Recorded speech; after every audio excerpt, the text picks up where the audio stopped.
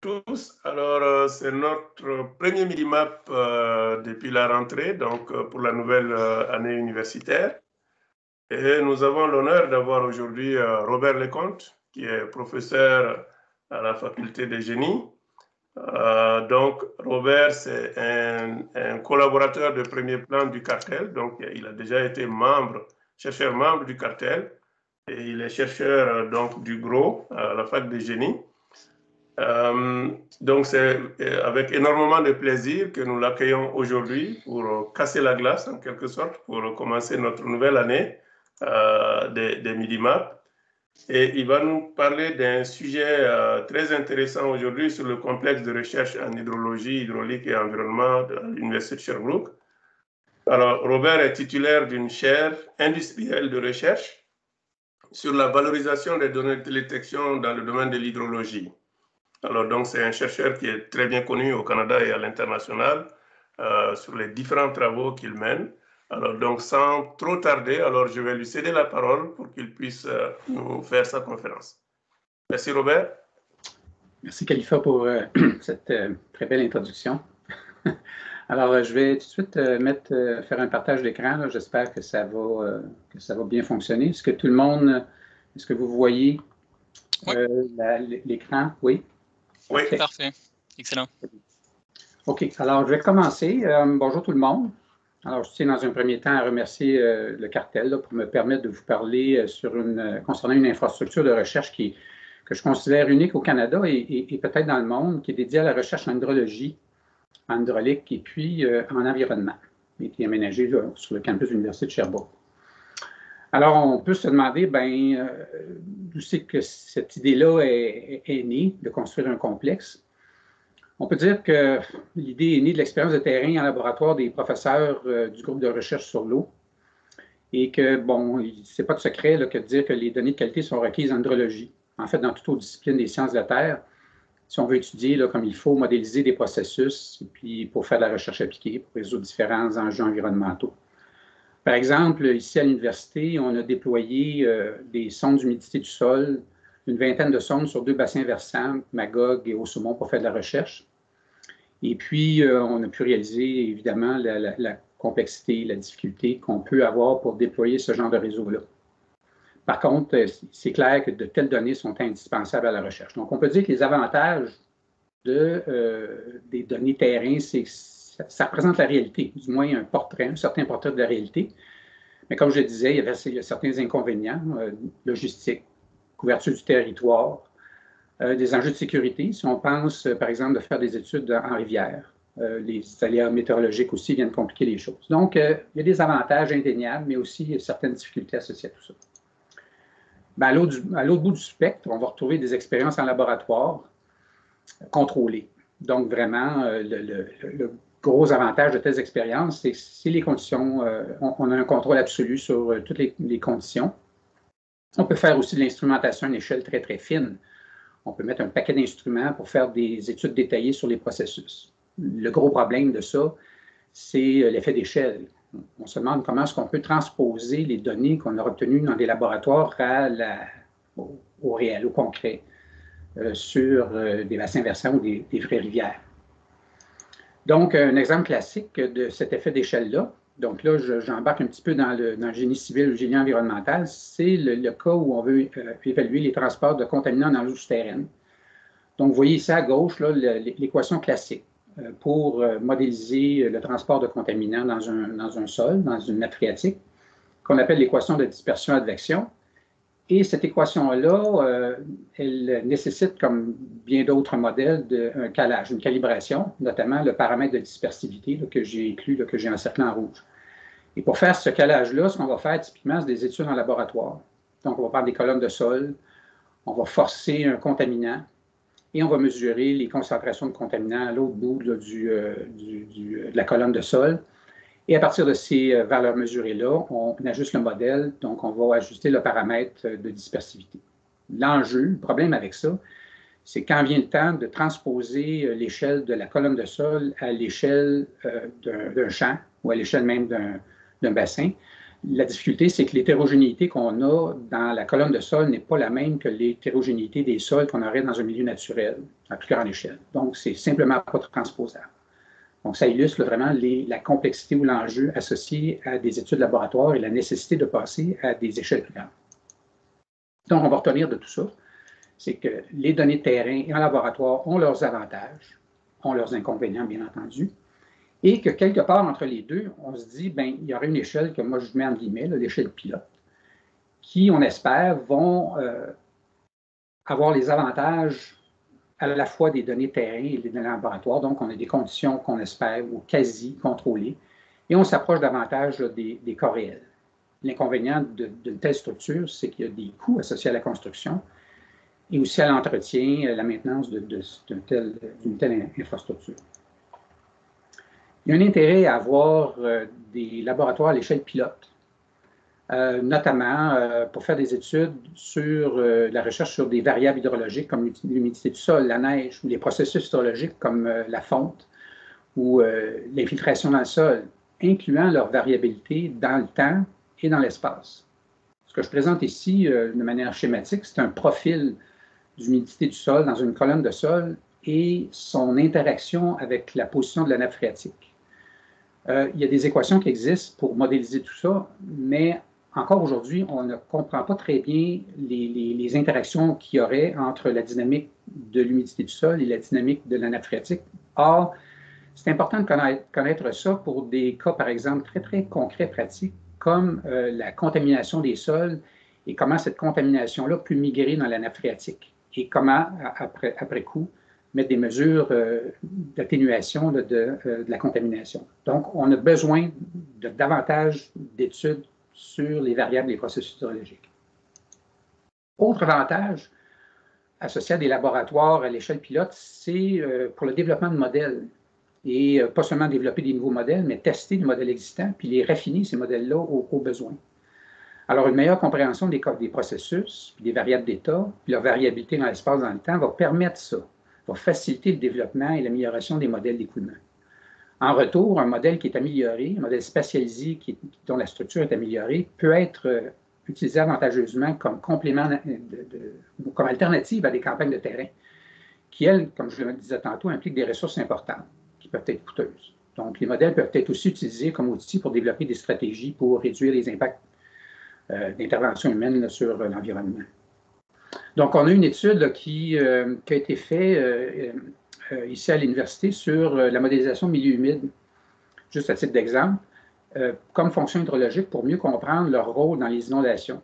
Puis ça, cette étude-là nous a amené à réviser la structure originale d'un modèle d'hydrologie qu'on appelle le modèle SWAT, pour avoir une structure révisée qui, on pense, reflète mieux la réalité terrain, les interactions entre les milieux humides, la nappe phréatique et l'écoulement en rivière dans les petits ruisseaux. Sauf que cette structure-là, on n'a pas été à mesure de la valider faute de données. On n'avait pas suffisamment de données locales pour nous permettre de valider si la structure fonctionne effectivement ou pas. Donc, ma prétention ici, ce n'est pas que le bassin versant expérimental qu'on développe serve pour des études de milieu humide, mais c'est juste pour illustrer les possibilités avec des données dans un environnement contrôlé, de modéliser, de développer des modèles, mais aussi d'ajuster, de raffiner des modèles existants. L'autre intérêt, c'est notamment dans la recherche appliquée. Un exemple d'impact qu'on a sur nos bassins versants, c'est le transport des contaminants par érosion dans des milieux agricoles, puis le transport de ces contaminants-là vers les milieux récepteurs. C'est bien connu là, que des bandes filtrantes sont effectives, sont efficaces pour freiner la contamination, sauf que dans le contexte québécois, on n'a pas vraiment d'études qui ont été réalisées sur leur efficacité. Donc, on prend pour acquis que la bande filtrante va avoir une certaine largeur, 5 mètres ou 10 mètres, mais il n'y a pas vraiment d'études qui ont été faites là-dessus. Donc, un bassin versant à l'échelle pilote permettrait ce genre d'études-là, parce que la plupart des études aussi qui ont été faites sur les bandes filtrantes, c'est fait dans des échelles laboratoires. Donc, le passage, ces résultats-là, leur passage à l'échelle du champ, c'est compliqué. Bon, on peut se poser la question, est-ce qu'il y a des bassins versants expérimentaux qui sont ailleurs? Bien sûr qu'il y en a. Le cas le plus, je pense au Québec, un cas notoire, c'est le bassin expérimental, le Bérev, bassin expérimental des eaux volées qui est situé dans la forêt Montmorency. Ce bassin-là, en fait, est instrumenté depuis le milieu des années 60 et la vocation première, originale, c'était de faire des études en hydrologie forestière, notamment de regarder l'impact des coupes forestières sur les régimes hydrologiques dans les bassins versants.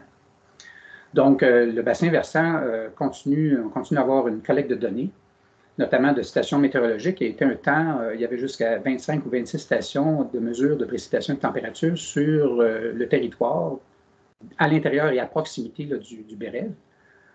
Donc, on se retrouve aujourd'hui avec des stations météo, un certain nombre de stations hydrométriques pour mesurer l'écoulement à la sortie des sous-bassins versants, une tour à flux pour mesurer l'évapotranspiration et puis des différents appareils de mesure de neige. Donc, il se fait beaucoup de recherches sur l'étude de processus, sur l'étude à l'échelle de la parcelle et aussi sur les études à l'échelle du bassin versant.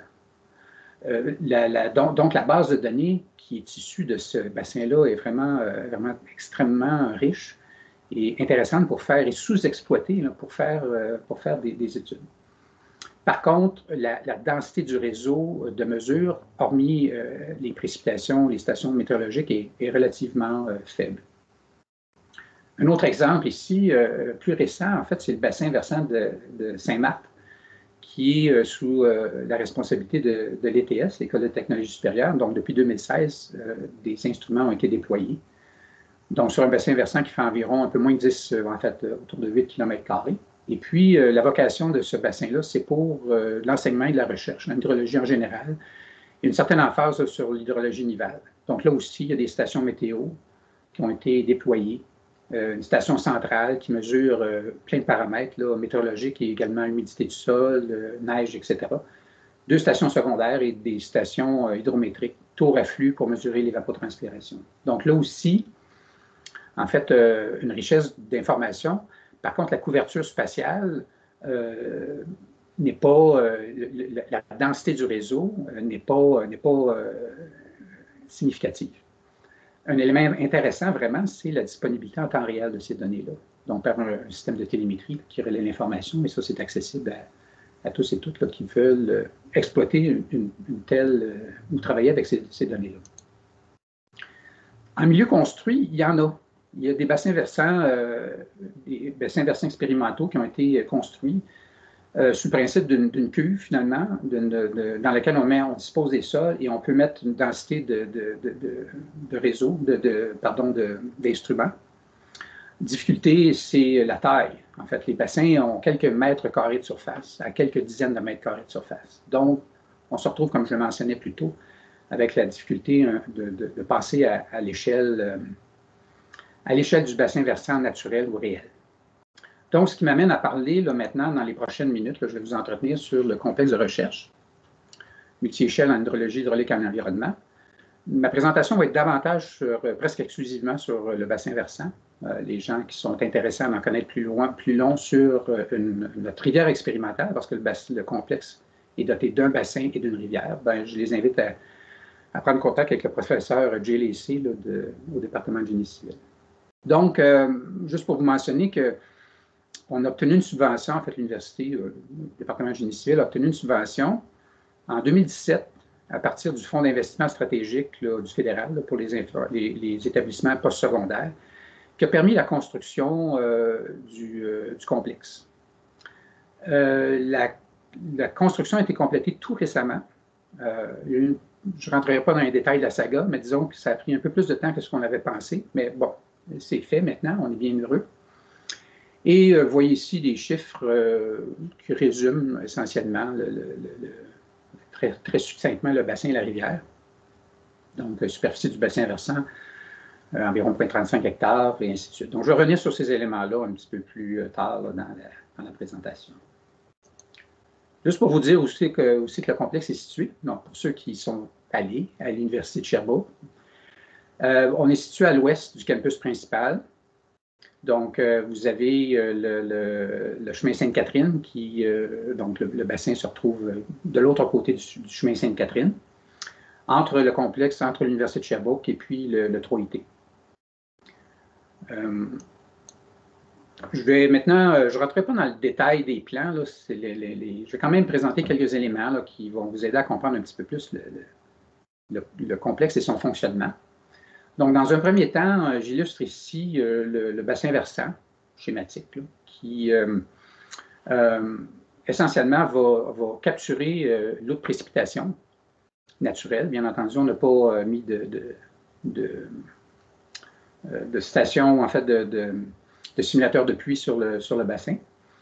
Donc, capte l'eau naturelle et l'achemine vers un exutoire et ultimement vers l'égout sanitaire exigé par la ville de Sherbrooke. La rivière expérimentale, de son côté, fonctionne selon un principe d'une boucle fermée, donc dans laquelle l'eau est pompée d'un bassin de pompage vers un canal d'année et ultimement vers la rivière, qui fait une 50aine de mètres de long. Et l'eau est par la suite récupérée dans un bassin de sédimentation. Les sédiments peuvent être analysés pour études ultérieures. Et un retour vers le bassin de pompage. Donc, il y a possibilité avec la rivière expérimentale de modifier les débits pompés. Et juste pour vous donner une indication, le débit maximal qui peut être pompé dans cette rivière-là, on peut l'apparenter à un débit d'une petite rivière. En fait, si on regarde le débit de la rivière Saint-François aujourd'hui, qui est extrêmement faible, les débits pompés sont du même ordre de grandeur. Donc, juste pour vous donner une idée qu'on peut quand même réaliser un certain nombre d'expériences près des conditions concrètes là, pour la rivière. Bon, je vais maintenant aller un petit peu plus loin. Là, je vais parler un petit peu du bassin versant. Donc, une superficie d'environ 0,35 à 0,4 hectares. La forme, comme on le voit ici, ça peut rappeler vaguement celle d'une goutte d'eau. La pente moyenne du sol en surface, c'est environ 2 %, puis la profondeur du sol va varier d'environ 5 mètres en amont, dont à droite. Donc à droite, à 3 mètres en aval, donc à l'exutoire. Comme je le mentionnais tantôt, les parois puis le fond du bassin sont étanches. Puis ça c'est le gros avantage parce que ça permet de bien évaluer les quantités d'eau qui vont entrer par la précipitation avec des pluviomètres et qui vont sortir par évapotranspiration et par écoulement de surface. Bref, on est capable de fermer le bilan hydrologique avec une bonne précision. On peut aussi mesurer le débit et le ruissellement, le débit d'écoulement puis le ruissellement en surface séparément. Et puis une vanne à la sortie de l'écoulement souterrain, du drainage souterrain qui permet de contrôler la position et la dynamique de la nappe. Je vais revenir là-dessus un petit peu plus tard. Et puis, il y a un étang qui fait environ 12 mètres par 8 mètres avec 2 mètres de profondeur qui est aménagé. Puis, essentiellement, c'est pour faire des études éventuelles sur des aspects qualité de l'eau dans des petits étangs. J'aime ça rappeler aux gens qui me posent la question, c'est quoi qu'il y a de particulier votre bassin? Bien, il y a deux choses. Il y a sa taille, puis il y a le réseau, la densité du réseau de mesure. Donc, juste pour vous indiquer, la taille du bassin, c'est ça. On peut l'apparenter, grosso modo, à la taille d'un terrain de football américain, pas canadien qui est un petit peu plus gros, là. Terrain de football américain. Donc, ça vous donne une idée du caractère unique là, de notre bassin versant expérimental. Une photo ici pour vous illustrer un petit peu pendant la construction. Donc, ce qu'on voit ici, c'est les parois qui ont été construites en béton, encore une fois, pour permettre une ligne de partage des eaux de surface et souterraines qui soit étanche. Le fond du bassin n'est pas construit en béton, mais plutôt avec des géomembranes géotextiles qui permettent d'étanchéiser le fond. Un fond en béton est extrêmement dispendieux et puis le béton est davantage susceptible à se fissurer par la pression des sols et de l'eau. Donc, on est allé avec une structure hybride là, finalement. Donc, l'idée, c'est vraiment de fermer le bilan hydrique du bassin en ayant des frontières étanches, tant en surface, au fond que sur les parois. Une vue du bassin à l'été 2020. On n'avait pas encore commencé à l'instrumenter. Donc, juste pour vous donner une petite idée, la mise en place du sol du bassin était complétée à l'automne 2019. Et le remplissage de celui-ci, parce qu'avant de faire des expériences, il faut remplir le bassin avec de l'eau. Et ça s'est fait de manière naturelle par la précipitation et le fond de la neige. Et puis, pendant la période de remplissage, les vannes à la sortie du bassin étaient fermées. Et puis, elles ont été ouvertes là, à l'automne 2020 pour accueillir, en fait, en prévision de la fonte printanière 2021. Quelques mots sur le matériau de remplissage.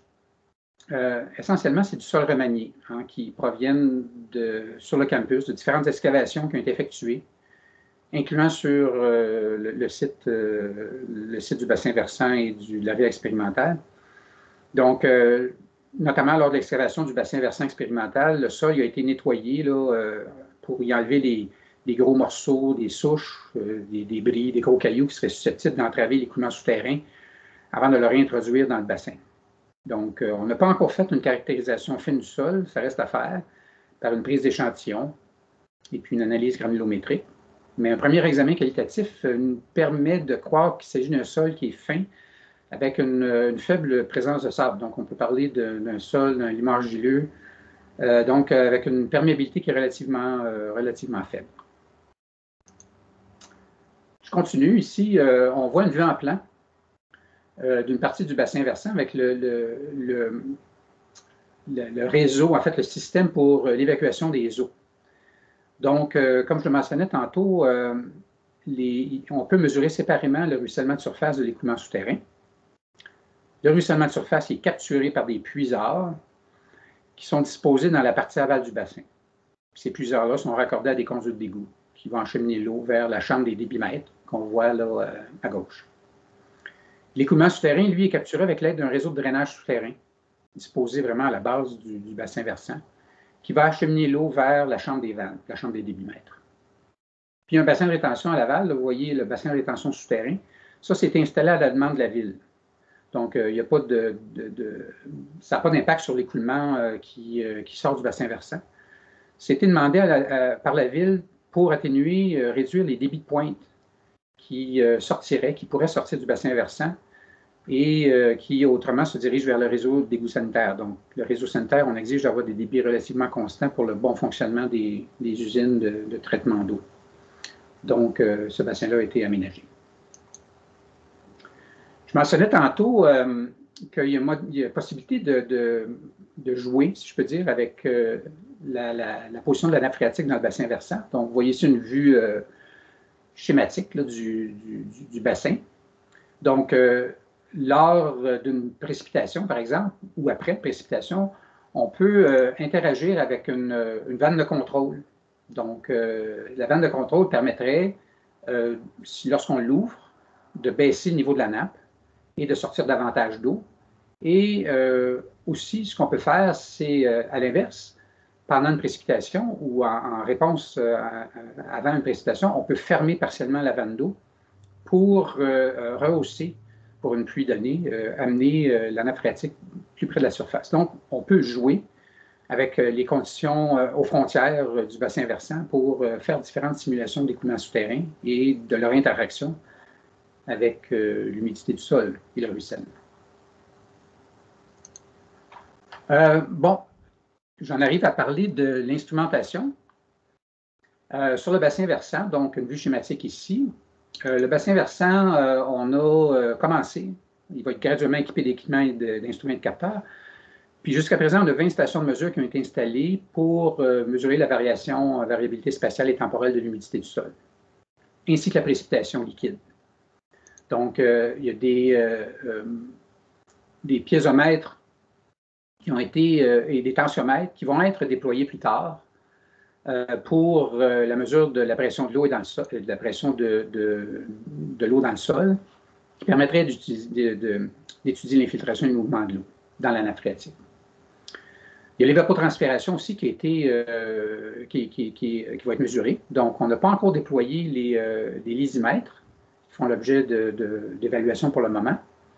Et puis, on a aussi finalement une vingtaine de pluviomètres qui ont été installés pour mesurer vraiment la variabilité temporelle et spatiale à fine échelle de la précipitation sur des pas de temps très fins.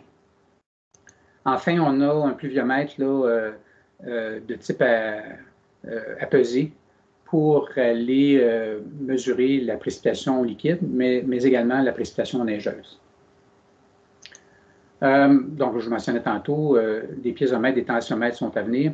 ainsi que des débitmètres là, dont on va faire l'acquisition sous peu. Quelques mots sur les instruments de mesure. J'ai oublié de mentionner qu'il y avait également des instruments de mesure de neige. On a un analyseur de neige. Donc, on a commencé le déploiement cet automne, comme je le disais, des premiers appareils de mesure. Puis ici, ce qu'on voit, c'est un analyseur de neige. C'est un appareil qui permet de mesurer en continu l'épaisseur de la neige avec un SR50, un appareil ultrasonique. Il y a des capteurs qui sont logés dans des rubans à neige là, que vous voyez sur l'image, qui permettent de mesurer en continu l'équivalent en eau de la neige, la densité et son contenu en eau liquide, moyenné sur le manteau neigeux. Et puis également, on peut le mesurer à la base avec un ruban à neige là, qui est disposé à l'horizontale, tout près de la surface du sol. Donc, le principe de mesure là, du ruban à neige, c'est que le ruban va mesurer l'impédance complexe le long d'un capteur qui est un ruban, un capteur à sangle plate, à 2 fréquences différentes, puis ça permet de déterminer le contenu volumique des différentes composantes individuelles de la neige, c'est-à-dire la glace, l'eau et l'air. Donc, à partir de ces mesures-là, on peut reconstituer l'information sur la densité et coupler la densité avec la hauteur de neige, on peut en déduire l'information sur l'équivalent en eau de la neige. On a eu une petite surprise, je vais revenir dans quelques instants. Juste ici, pour vous donner une idée, l'analyseur de neige, il y a une configuration standard à gauche, c'est celle qu'on a utilisée avec 2 rubans. Un oblique pour mesurer des propriétés moyennées du manteau nival au fur et à mesure que la neige enveloppe le capteur, et un ruban à la base. On peut aussi faire des mesures de profil des propriétés de la neige en disposant des sangles à l'horizontale. Donc, il faudrait que, de notre côté, on achète quelques sangles additionnelles pour établir la configuration comme on le voit à droite. Et ça permettrait vraiment d'aller chercher des profils des différentes propriétés de la neige, l'équivalent en eau, la teneur en eau liquide et sa densité. Oui, on a eu une petite surprise au printemps dernier. On s'est retrouvé avec notre analyseur de neige couché sur le côté. Et puis, on se demandait vraiment qu'est-ce qui a bien pu se passer. On a réussi à comprendre, on pense, ce qui est arrivé grâce aux instruments eux-mêmes. En fait, lorsque l'instrument a été couché sur le côté, ben, le SR50 s'est mis à donner des drôles de résultats. Donc, on a pu déduire le moment précis où l'instrument a été couché sur le côté, puis on a couplé ça avec l'information météorologique qu'on avait sur le bassin versant aux 5 minutes, notamment les vitesses de vent, et il y avait des vents très, très forts qui ont soufflé au moment où, en fait, durant la journée où l'instrument a été couché sur le côté. Donc, on pense que c'est ce qui est arrivé, mais on n'exclut pas un acte de vandalisme, on ne peut pas le prouver.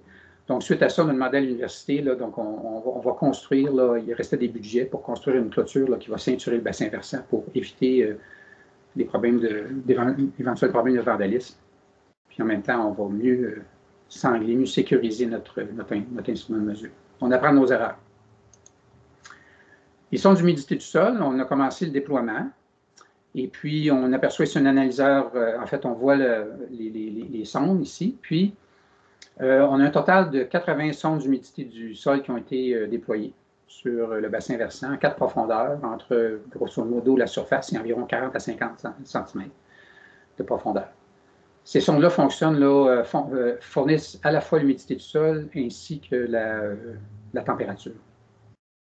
Donc, le tout est relié à un data logger, puis on a de l'information aux 5 minutes. On voit ici une vue du bassin versant cet automne.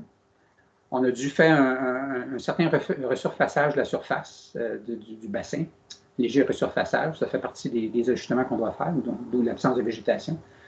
Ce qu'on voit ici, c'est les pluviomètres. À gauche, la station météo, et au fond, à droite, le pluviomètre à peser. Donc, on a ces différents instruments-là, donc, qui fournissent de l'information sur les précipitations aux 5 minutes.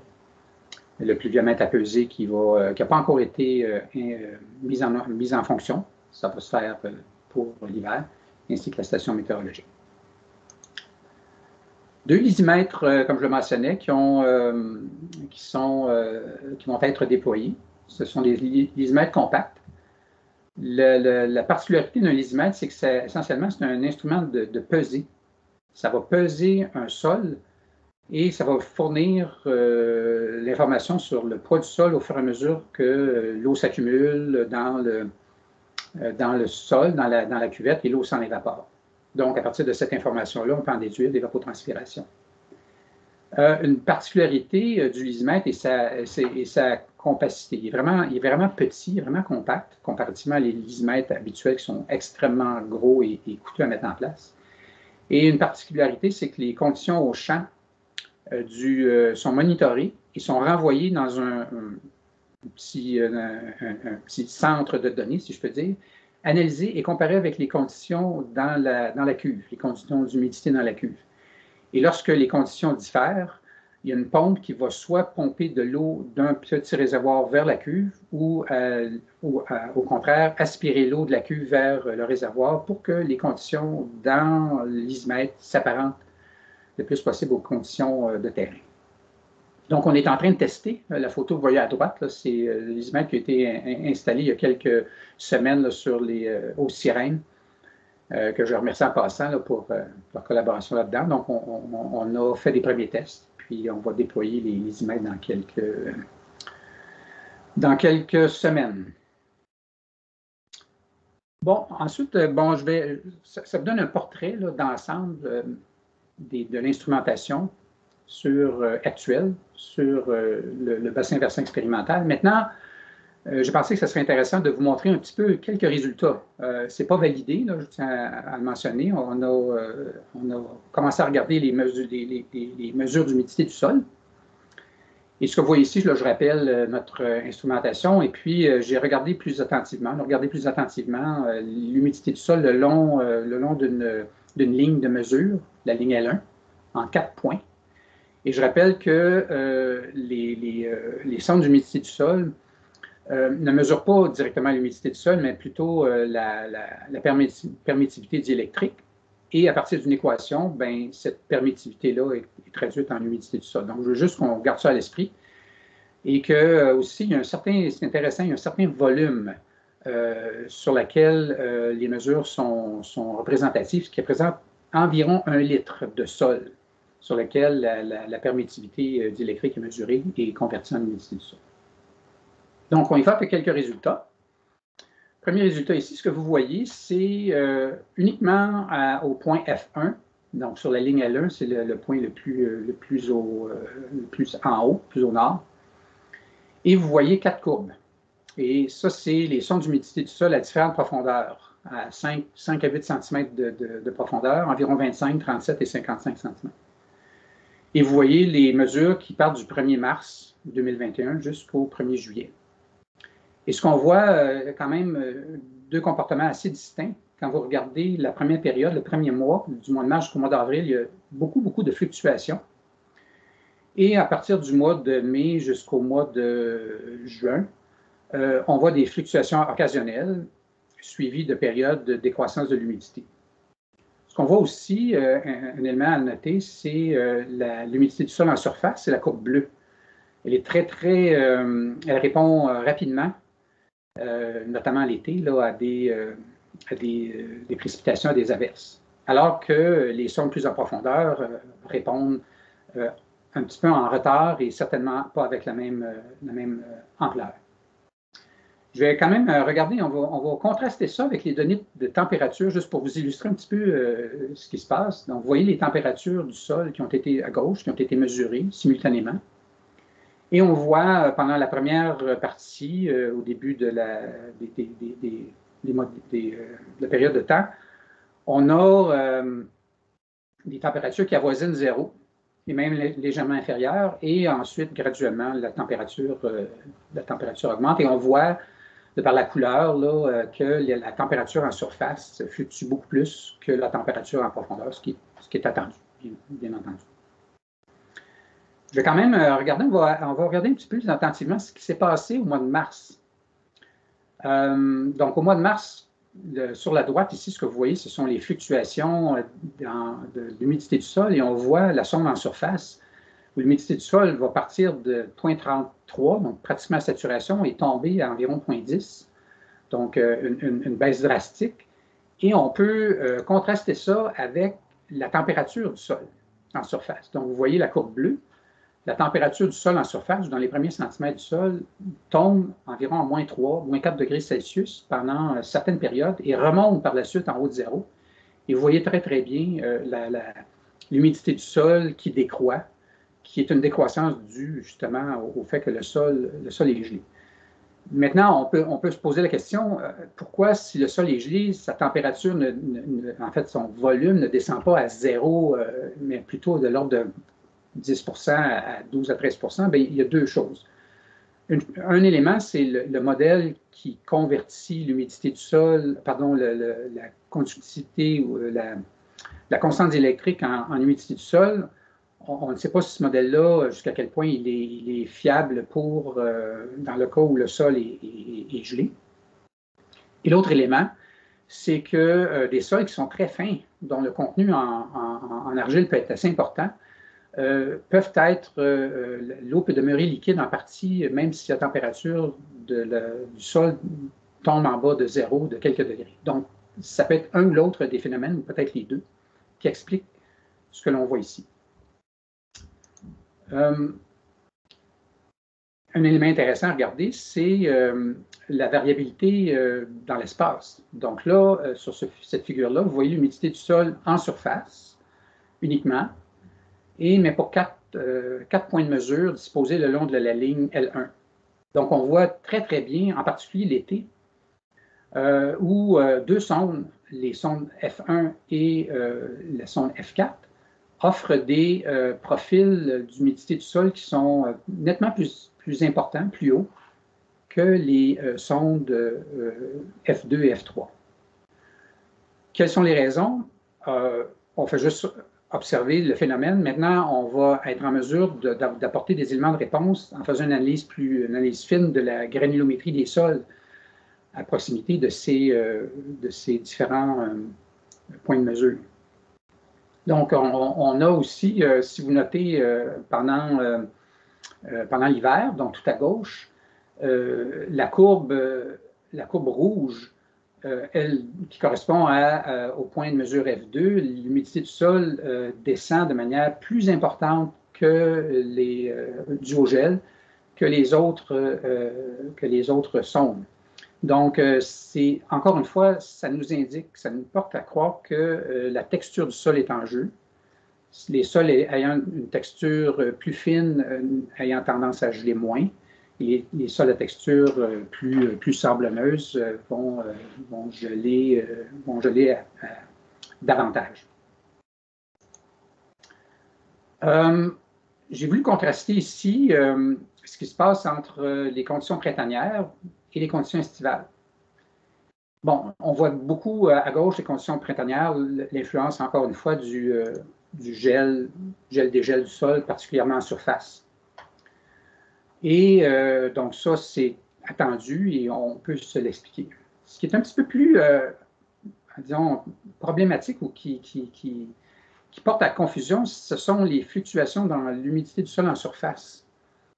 Pendant la période d'étiage, donc en absence de précipitation. Donc, on voit très bien des pointes importantes dues à la précipitation, mais après, une décroissance essentiellement exponentielle avec le profil en dents de scie. Donc, ça, on n'a pas de réponse à ça. On va regarder ça d'un petit peu plus près. Je doute fort que ce soit lié à un phénomène lié à l'humidité du sol comme tel. Je rappelle que les sondes de mesure d'humidité du sol mesurent en réalité la permittivité ou les constantes électriques du sol.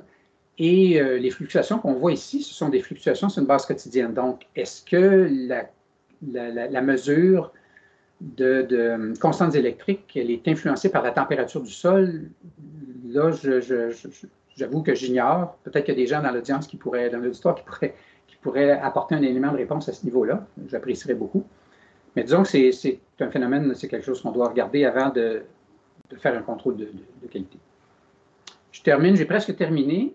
J'en ai encore pour 2 ou 3 minutes. Ce qu'on voit ici, c'est un rappel, en fait, à nouveau, l'humidité du sol, mais cette fois-ci, contraster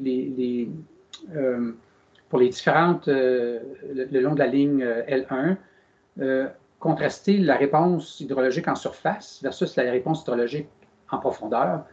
Donc, on voit très bien l'extrême variabilité de la variation de l'humidité du sol en surface qui se promène entre des conditions de saturation et pratiquement des conditions où le sol est extrêmement sec, alors que l'humidité du sol en profondeur varie beaucoup moins.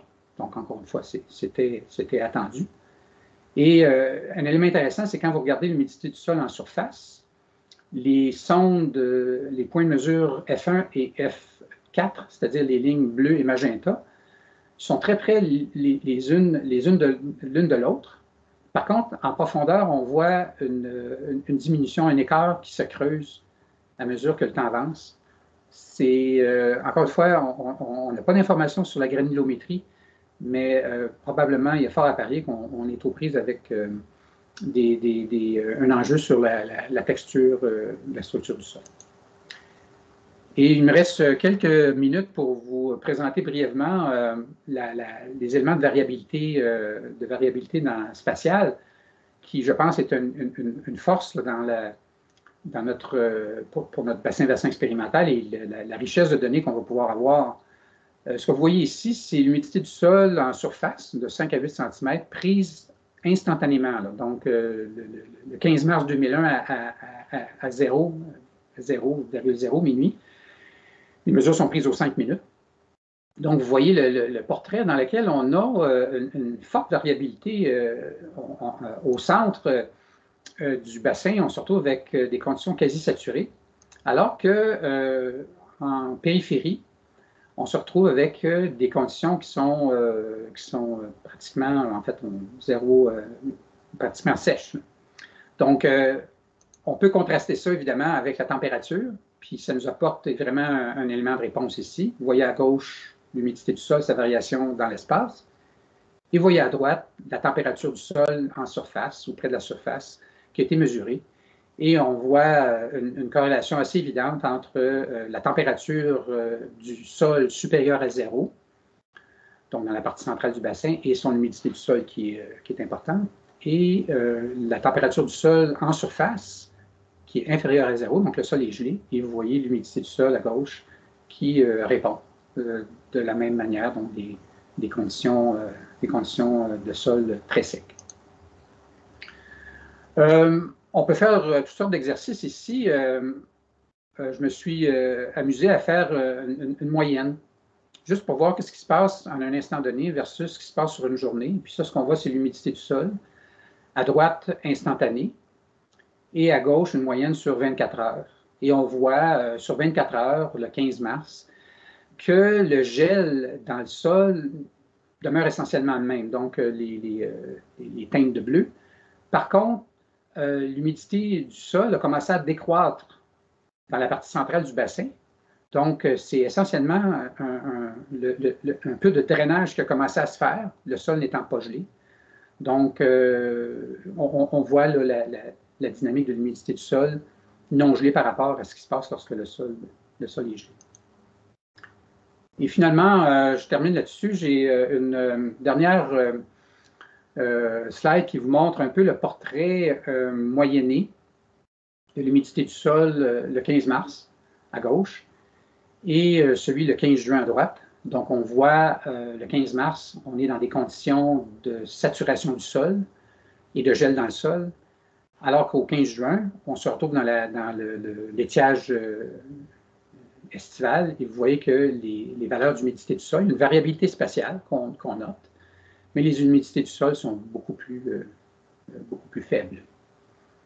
Donc, ça vous illustre un peu le potentiel là, que le bassin versant a et aura pour faire des études détaillées de processus et de la variable hydrologique.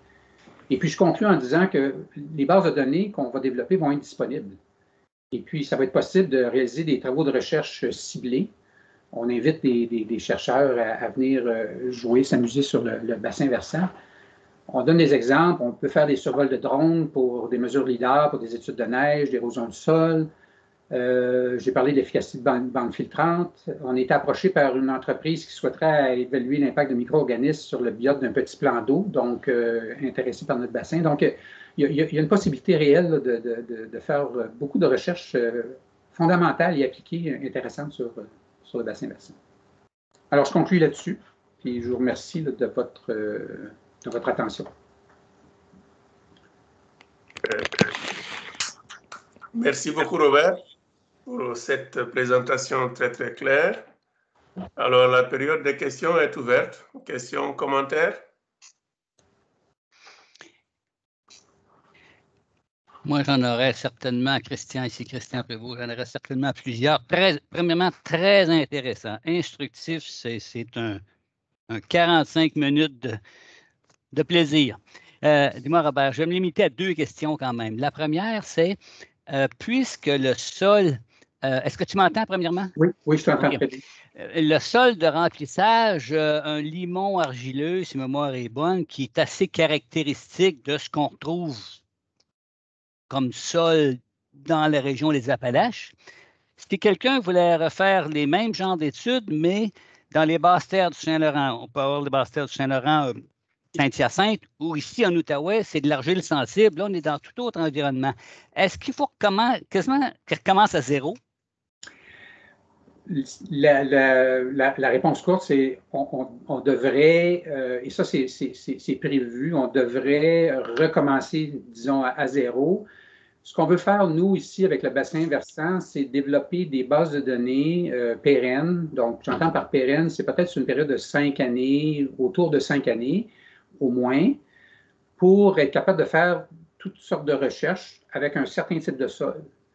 Maintenant, les 5 années suivantes, c'est là qu'on pourrait procéder. Ça, c'est un peu l'optique ici. On démantèlerait en partie les instruments, on les enlèverait et on gratterait peut-être l'équivalent d'1 mètre de sol pour le remplacer par un autre type de sol et on reprendrait les études pour se doter d'une autre base de données qui, cette fois-ci, serait sur un sol différent. Donc,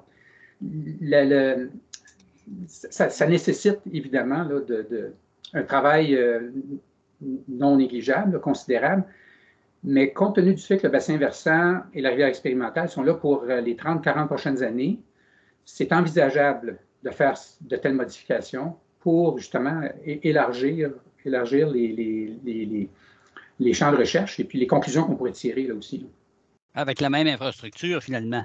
Oui, c'est ça, avec la même infrastructure, mais on équiperait le bassin versant d'un sol différent. Donc, pas besoin d'aller enlever la totalité des sols. On pourrait le faire sur à peu près 1 mètre. Et là, à ce moment-là, on aurait une nouvelle base de données qui serait adaptée là, avec différents types de sols. D'accord.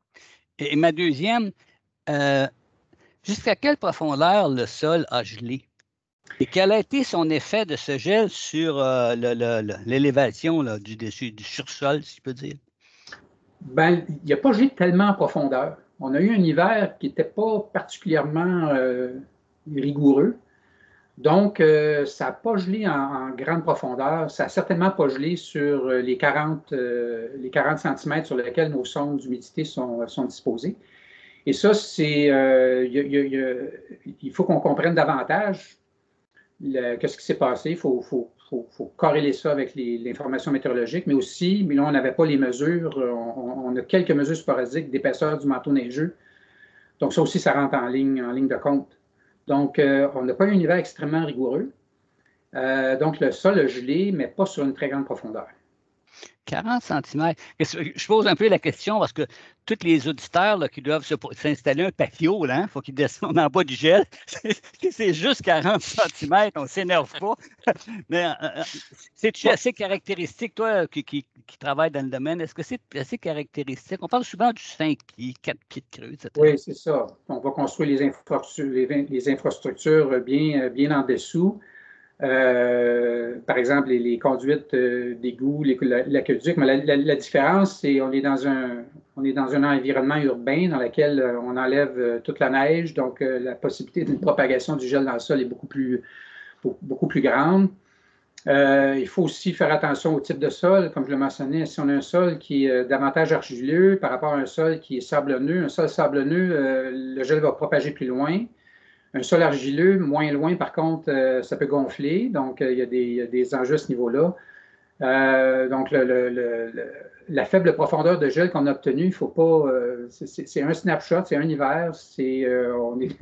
On est dans un contexte où on est à évaluer la donnée. Je vais me garder de tirer des conclusions là, pour les prochains hivers. On ne révisera pas nos normes. Merci. Qu'est-ce que c'est qu'une bande filtrante? J'arrête après ça, promis. Une bande filtrante, c'est essentiellement une zone végétalisée qu'on va maintenir le long d'un cours d'eau, justement en milieu agricole, par exemple, pour freiner l'éventuelle érosion du sol du milieu agricole qui pourrait amener des contaminants vers le cours d'eau. Donc les bandes filtrantes servent à ça. Et il y a un enjeu sur notamment quelle devrait être la largeur de ces bandes-là, parce que plus c'est large, plus on perd de terre pour l'agriculture et les agriculteurs n'aiment pas ça. Donc, il faut avoir une meilleure idée de leur efficacité. Mais c'est ça, une bande filtrante. OK, merci. Il n'y a pas de quoi. Excellent. Étienne? Bonjour. D'abord, merci pour la présentation. Pour être ben honnête, j'ai raté les 5 premières minutes. J'espère que je ne vais pas poser une question que vous avez expliquée au départ. Quand vous faites vos simulations pour le bassin versant, etc., j'imagine qu'il y avait quand même une stratégie de former des horizons, peut-être, pour essayer de faire quelque chose qui simulait la réalité. Et je m'interrogeais sur l'impact de la présence ou non de roches-mères, plus ou moins fracturées et altérées, pour faire une transition comme on imaginerait plus naturelle entre la roche-mère, l'altération, et puis quelque chose de plus érodé avec vraiment les sédiments, le sol, sur les derniers comme dizaines de centimètres là. Oui. On n'est pas allé jusque-là. Définitivement pas. Notre intention, c'est d'y aller par niveau de complexité, je dirais. Dans un premier temps, on s'est, en guillemets, contenté de mettre en place un sol remanié, sachant qu'on peut néanmoins réaliser des études, des mesures, comprendre un peu plus la dynamique du sol, caler des modèles, mais sachant qu'on s'éloigne d'une réalité terrain où les sols sont stratifiés. Mais notre intention, c'est d'augmenter cette complexité-là à mesure qu'on va mieux comprendre le fonctionnement de notre bassin, d'une part.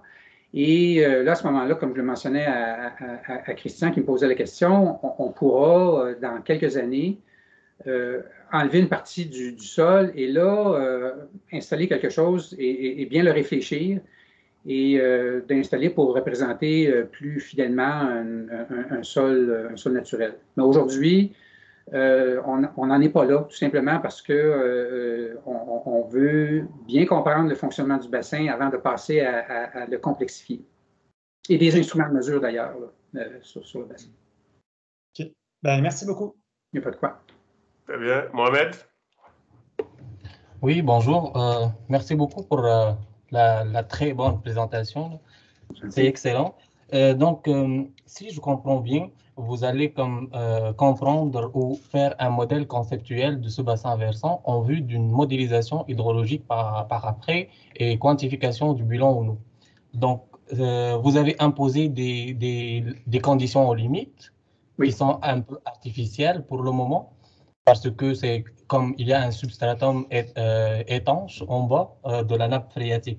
Mais est-ce que si le bassin versant a commencé de fonctionner en 2019, est-ce que vous avez établi comme le bilan initial quand le système était en niveau statique pour faire de la modélisation en régime transitoire après, ou le travail de modélisation n'a pas encore commencé et une année statique va être